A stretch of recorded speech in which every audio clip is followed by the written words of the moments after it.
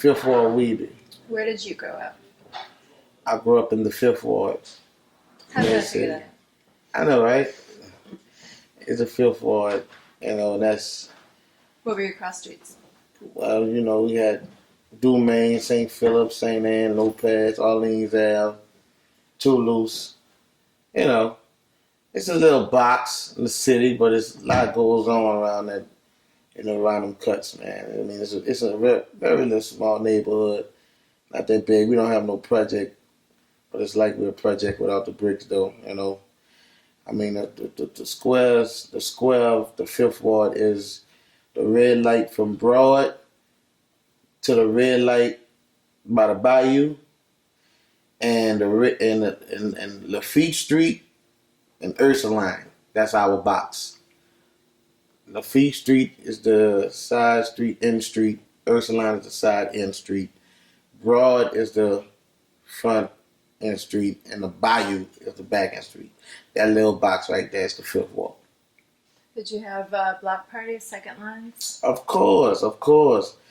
Block parties was a part of our upbringing. Block parties was a way that, if you felt like you wanted to become an artist, or you felt like you wanted to be a rapper, or you wanted to be, get in the game, that was your, I guess you would call it like your talent show, your test moment where, you get on the mic at the block party, and if everybody's feeling you or something like that, then you got what it takes to go forward, What DJs do you remember playing?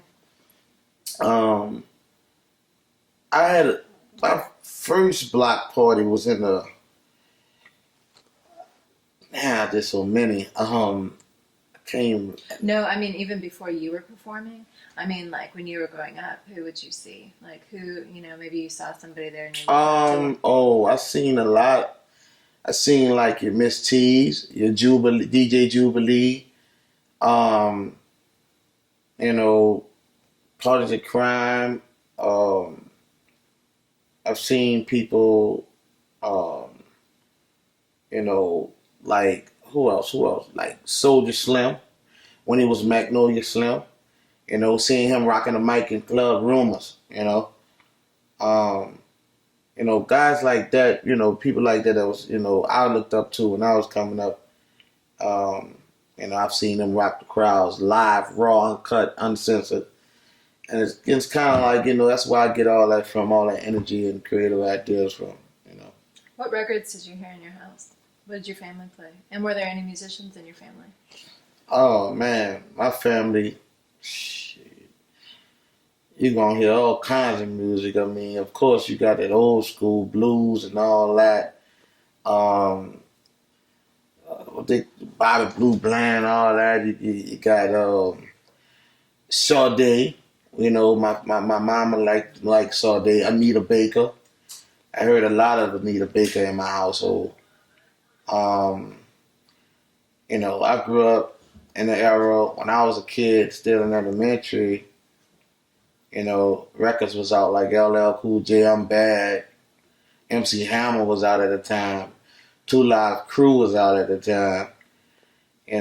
So those records, like when I was in elementary, that was the records were still records. The Wax was out, and my mama would buy me those records because I wanted them or whatever. But my mom would listen to Anita Baker and Sade and things like that, people like that, and Keith Sweat and all of that. So, but I mean that it was inspiring too. The great artists. Well, I know you started in a dance crew, but what was the first time? Were you always musical? Did you always perform? What was the first time you really thought about being a musician? I mean, I had some people around me, of course. I mean, my mother was in a band, marching band, What did she play? clarinet, and my uncle, he was in a band, and then he also was in a live band, like like the bands you see perform at concerts or whatever. So a cover band, you would call it. And he played the congos and things like that. So I was always kind of somewhat around music, you know. So that kind of inspired me as well. And then you were in marching band, right? Yeah, I was in the marching band. I marched with John F. Kennedy. You know, one of the greatest bands in New Orleans. What'd you play? I played tenor drum. Yeah, so I marched with John F. Kennedy on tenor drum, and it's from there I took it from there, and just grew love even more for music and wanted to just. I decided to take it further when I got older, when I about 11th, 12th grade, I started really taking it serious. I wanted to rap. I was I created a dance group called the Streetfighters, and we were number one in the city. We was well known or whatever, but that was my younger high school days. But when I became a senior and things like that, I started gaining interest for rap. I wanted to become an artist myself. Mm-hmm. So what was your first show that you actually rapped at? You remember? My first official show, I remember it like yesterday. It was at some warehouse in Slidell. Rest in peace to this guy named Kenneth Taylor, because he was the one who took a chance with me and gave me an opportunity to be me. And Big KT, he gave me a chance and gave me my first show. I was in Slidell somewhere at this big warehouse, right off I think it's the first or second exit.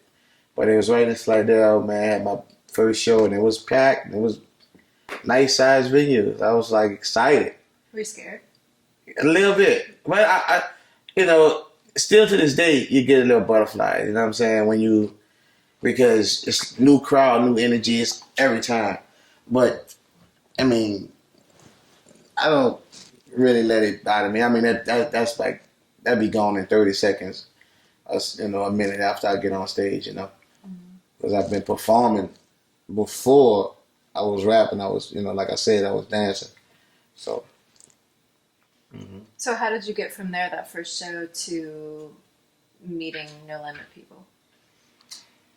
Well, was it fast? Was it all like a steady progression over? Yeah, it was a steady, consistent progression. I mean, it went from me being a little guy, local, nobody really.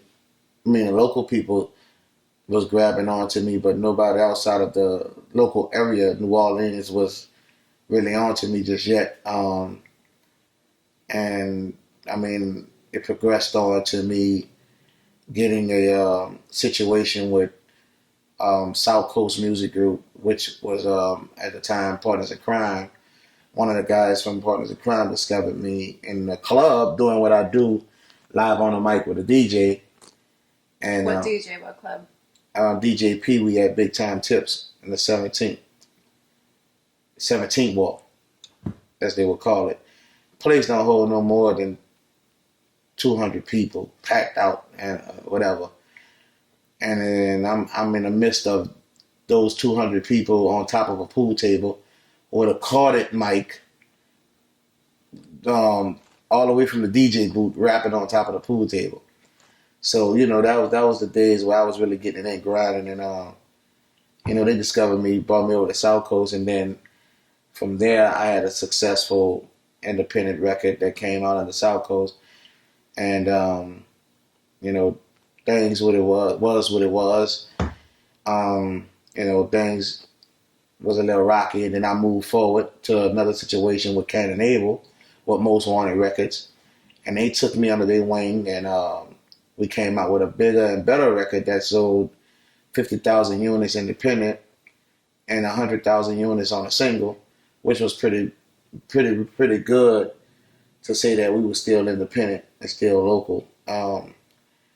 And that song was Shaking Like a Dog, which transitioned into a remix called Show That Work featuring Mystikal.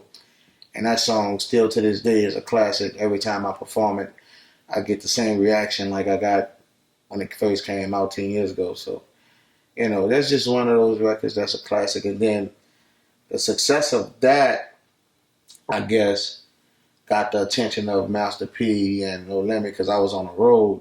What producers are you working with back I then? was working with Full Pack, Mhm. Full Pack Music Group. Tell me about Full Pack. Well, Full Pack has been around, for a long time. They was around before I started rapping or whatever the case may be. They was responsible, you know, for a lot of artists you may know of to this day, like Mia X. They work with Mia X. They work with Pim Daddy, Gregory D, right? Gregory D. They work with a lot of artists. Partners in Crime. So I was just honored and thankful that I got a chance to work with those guys, and those guys played a major role in my upbringing in my career because after South Coast and Most Wanted, um, we wound up working at No Limit together. They wound up saying, they recommended me because P was working with them first, or whatever the case may be, and they did recommend me, and I wound up going up there and creating two smash hit singles with P for the Game Face album, which was Ooh We and Rock the Boat. We did other songs that made the 504 Boys album, but those two songs that I written for his album was the main two songs that they ran with for his album as singles. So it was a good look for me. It was a good look for him, and we kept it moving. Did you stay up in Baton Rouge like a lot of the other people did, or were you Nah, based here? nah. I never stayed in Baton Rouge. I stayed in Baton Rouge mostly with Kane and Abel when I was working on my album with them on the Most Wanted Records. But it wasn't not a no limit situation. Actually, P flew me out to Houston, Texas, and LA. That's why he was staying at the time in Houston and LA. So that's why I was working on the records, and the shooting the videos, of course. What about Ghetto Platinum? So that came out in 2001, I think. And Ghetto Platinum came out, I think, 2000 because Game Face with P came out in 2001. I think because the Super Bowl was here. Whenever year the Super Bowl was in New Orleans around that time, that's when P came out with that album, Game Face. I remember because they was doing he did a Ooh Wee Super Bowl version. That was funny. Yeah. So it was around that time. So Ghetto Platinum, I think, was around about 2000. Mid 2000, on the way out. And was it backed appropriately? Was it marketed correctly? Oh yeah, man. Kane and Abel did a great job with supporting me, And did Beats by the Pound produce that? Beats by the Pound did a alternate version of Shake It Like a Dog, Show That Work, or whatever you want to call it, for my album. Yes, they did. He did work with KLC on that. What are some of your? I mean, I know you like Full Pack and Kale, and you work really well with Black and Mild. What do you look for in a producer? I look for authenticity. I look for their signature. Like, what is their signature? Like, what makes them, different? They sound. I have to be attracted to a certain style sound. That what attracts me more to a producer. Them being original and just being creative and kind of like bouncing off their energy. When a producer brings energy, it kind of like gives me energy. So it's kind of like once we create that energy, we bounce back and forth. We bounce ideas back and forth, and we create history, create classics. Because that's what I strive to make, classics. What was it like? Say 2000, 2001, or the late 90s or whatever, like at the height of No Limit and Cash Money, what was it like being here, like being in the middle of that? There hadn't really been anything like that in rap before, and lots of other kind of music, but none in rap. Say, what was it like, man? What? What was it like being here? I mean, you've got these two huge labels, and all of a sudden, like a ton of your friends are legitimately famous. I mean, it was a good time, man. I mean, the city was popping. It was a good look for New Orleans musically. during that time because you had two of the most, how would I say this, influential labels with influential artists that was making some great music, and it was coming from here. And it gave us a sense of pride. It gave us, we walked around with our chests out, our head up, just bragging about, we got cash money, we got hot, it just was a good time, and it gave hope to the city, and inspired a lot of artists, to become what they is today, especially me, because I was a big fan of Cash Money, you know, and I was a fan of No Limit as well, but I was really like a juvenile fan, Lil Wayne, BG, you know, and of course, from No Limit, who couldn't be a Mystikal fan, and Magnolia Slim, Soulja Slim or whatever the case may be. So, I mean, it was definitely a good look, and it brought life to the city, to the hood, to little guys like me in the middle of the hood who don't see no way out, but trying to get out. You know what I'm saying? And it gave us inspiration to do things other than just, robbing, killing, and stealing. You know what I'm saying? So, You have a Soulja Slim story we may not have heard? do I have a Soulja Slim story? One of your favorites or something that you like to remember about him? Soulja Slim. Soulja Slim was a clown, man. You knew Soulja Slim. Was he funny? And I don't mean a clown in a bad way. I mean clown like he would have funny. you laughing all day, just the way he talk. He gonna say something that's just gonna out of the blue, gonna make you laugh. And one time, let me see. It's so he kind of crazy. Like he had me and Chopper coming to the studio at the same time to do a song, and before Chopper got there, he was telling me,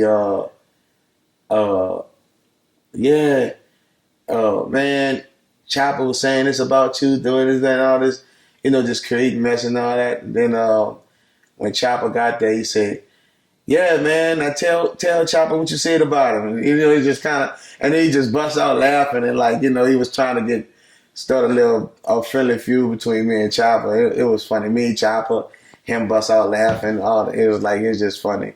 But that's just the type of guy he was, though. He always had a little joke with him, or, play with you. If he liked you, he definitely gonna crack jokes with you and laugh with you and create with you. And one of my greatest moments with him was when he called me. He signed this artist called Lil Real One, and he called me to do a song with Lil Real One for him. And I got over there, and I was writing my verse and the hook, and I went in the studio. I went in the booth and recorded my verse, and that's then the third. And he was like, oh no, you ain't gonna outshine my artist. Oh no, he ain't gonna do that. And he literally took my verse off the song. He kept the hook. Or he was just like, oh no, you ain't about to, you ain't about to outshine my artist. He just was funny, man. Slim was a cool dude, funny dude, and great. He made history. He made history. He made some good music as well. Just sad that he, lost his life before he could really blow up. And so young. Yeah. I mean, how has it affected the music that so many people have been lost to violence or to anything else? Has it affected the music, do you think? I don't think it affected the music because what people write about, how they view life. Yeah, I mean, we used to that. Whether it's in the music or it's in the street, we used to that. We used to, it's sad, but that's just the environment we live in. We just got immune to that at a young age. Like, seeing somebody get shot, losing a friend, losing a loved one, losing a friend, that's the story of our life. That's the story of my life. Like, I lost a lot of friends. Half of my hood gone. A lot of people I was raised up with is not here. Dead. Shot. That's just the story of, so, Unfortunately, when it happened to somebody of status, that had a name, it's a sad situation and occasion. But it's like, that happened every day. That happened, most of our, young life. You know, I remember being in middle school and you have to protect yourself in middle school.